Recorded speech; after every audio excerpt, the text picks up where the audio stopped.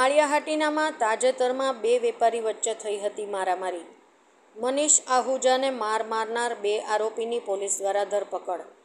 ફરિયાદી મનીષ હરેશ આહુજા ભાડા બાબતે ભાડૂત દિલીપ હરસુર પરમારને ભાડે આપેલ હોય, જે ₹12,000 ભાડું લેવાનું હોય, પરંતુ આરોપી દિલીપ હરસુર પરમારે ₹11,000 આપતા હોય તકરાર થઈ હતી, જેને લઈ માળિયાહાટીના પીએસઆઈ એસઆઈ સુમરાએ ફરિયાદીની ફરિયાદને લઈ ઉપરોક્ત ગુનાના આરોપી દિલીપ હરસુર પરમાર, અતુલ ગોહેલની ધરપકડ કરી.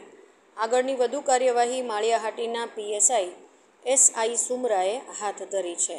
રિપોર્ટર વિનોદ બી રૂજાતલા, માળિયાહાટીના.